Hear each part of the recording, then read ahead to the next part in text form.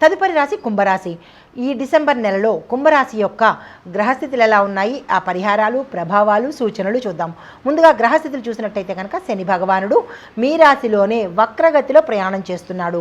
దీనివల్ల ఏంటంటే ఆత్మ పరిశీలన చేసుకోవాల్సిన సమయము, ఒత్తిడి ఎక్కువ ఉంటుంది, పనిలో బాధ్యతలు పెరుగుతాయి, గుప్త శత్రువులు పెరగడంతో పాటు మీ వెన్నంటి ఉన్న వాళ్ళే మీకు బ్యాక్ స్టాపింగ్ అంటే వెన్నుపోటు పొడిచే అవకాశం కనబడుతోంది. ఈ విషయంలో జాగ్రత్తలు తీసుకోండి.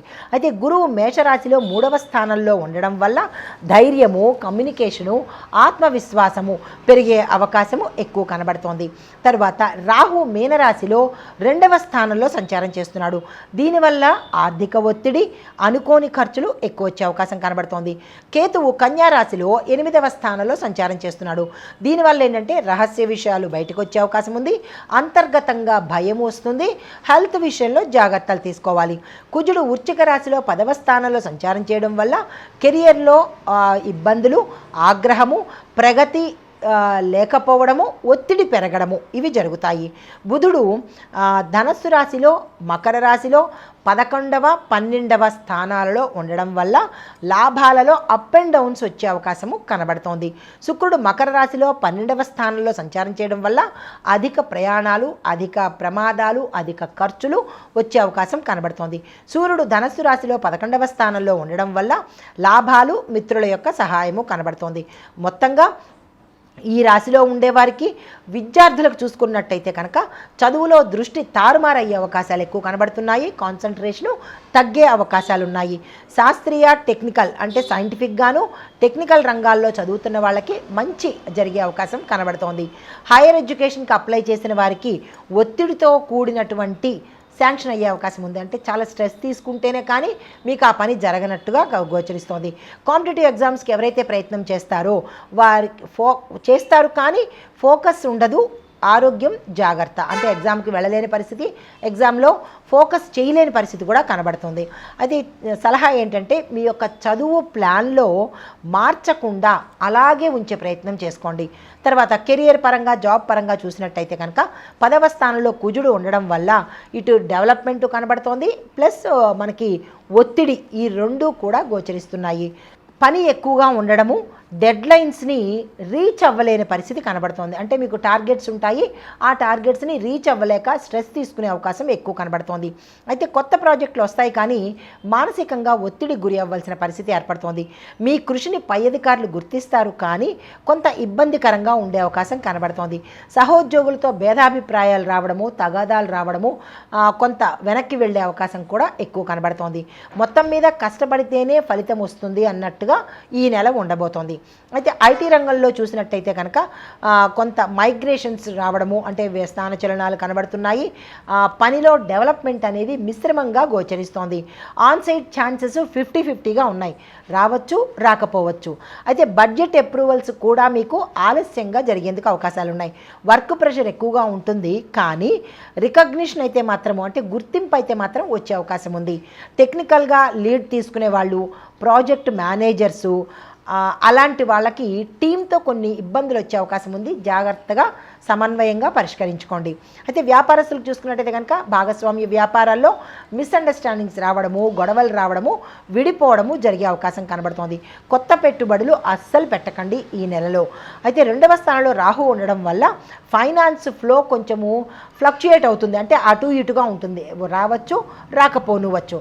కస్టమర్స్ కూడా మీకు తగ్గే అవకాశాలు గోచరిస్తున్నాయి. మార్కెటింగ్లో పెట్టుబడులు పెంచాలి అని అనుకుంటారు కానీ పెట్టినా నష్టపోయే అవకాశాలే ఎక్కువ కనబడుతున్నాయి. ఎక్స్పోర్ట్, ఆన్లైన్ వ్యాపారాలకు కొంత నష్టం వాటిల్లే అవకాశం కనబడుతోంది. ఈ విషయంలో జాగ్రత్తలు తీసుకోండి. రాజకీయ రంగ పరంగా చూసినట్టయితే కనుక మీ మాటకు ప్రాధాన్యత పెరగడంతో పాటు ప్రత్యర్థుల యొక్క విమర్శలు కూడా మీకు ఎక్కువగా వస్తాయి. సమన్వయం పాటించుకోండి.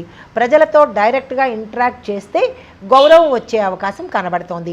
మీ నిర్ణయాలకు ప్రజాదరణ ఎక్కువగా ఉంటుంది. అయితే ఏదైనా పదవి కోసం ప్రయత్నిస్తున్న వారికి ఈ నెల మిశ్రమ ఫలితాలే ఉంటున్నాయి కాబట్టి ఈ నెల అస్సలు ప్రయత్నించకండి. జనవరి మాసానికి పోస్ట్ పోన్ చేసుకోండి. అయితే వ్యవసాయ పరంగా చూసినట్టయితే కనుక వాతావరణం కొంచెం అనుకూలంగా లేకపోవడం వల్ల నీటికి సంబంధించి ఇబ్బంది జరిగే అవకాశం కనబడుతోంది. తర్వాత వ్యవసాయపు యంత్రాలు కొనుగోలు చేయడం ఈ నెల అయితే పెట్టుకోకండి, తదుపరి నెలకు వాయిదా వేసుకోండి. ఆరోగ్యపరంగా చూసినట్టయితే కనుక శని భగవానుడు మీ రాశిలోనే ఉండడం వల్ల మానసిక అశాంతి, మానసిక ఒత్తిడి, నిద్ర లేకపోవడము, చర్మ సంబంధిత సమస్యలు, గుప్తంగా ఉండే డిసీజెస్ ఇప్పుడు బయటపడేటట్టుగా గోచరిస్తోంది. నరాల బలహీనత, వెన్నుపూసకు సంబంధించి నొప్పులు కానీ ప్రమాదాలు కానీ జరిగేందుకు అవకాశం ఉంది. కేతు 8వ స్థానంలో ఉండడం వల్ల గ్యాసు, అజీర్తి, రహస్య వ్యాధులు, ఇందాక చెప్పినట్టుగా రహస్య వ్యాధులు బయటపడేటట్టుగా గోచరిస్తోంది.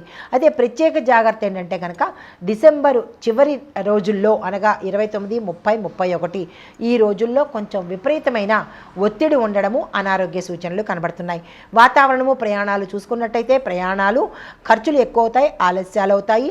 కొంత ప్రయోజనం కూడా మీరు ఏం ఆశించి ప్రయాణం చేస్తున్నారో ఆ ప్రయాణములో ఉండే లాభం తగ్గడంతో పాటు ఆ ప్రయోజనం అయితే మాత్రం దక్కని పరిస్థితి. వాతావరణ ప్రభావం వల్ల జలుబు, జ్వరము వచ్చే అవకాశం ఉంది. అయితే ప్రమాదాలు చూసినట్టయితే కనుక కుజుడు 10వ స్థానంలో ఉండడం వల్ల మీ సెల్ఫ్ డ్రైవింగ్ కానీ ఎవరితోనైనా కానీ వెళ్ళినట్టయితే జాగ్రత్త తీసుకోండి.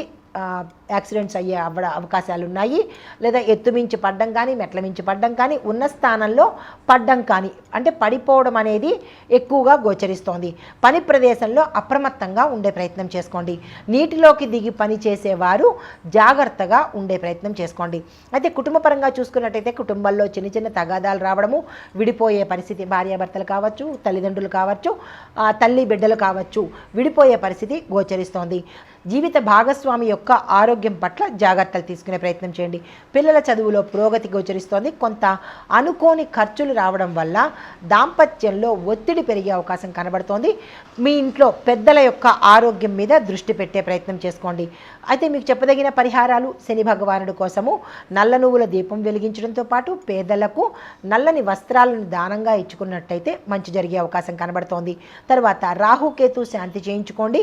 సూర్యుడి యొక్క బలం కోసము ఓం గృణి సూర్యాయ నమః ఈ మంత్రాన్ని 21 సార్లు జపించుకునే ప్రయత్నం చేయండి.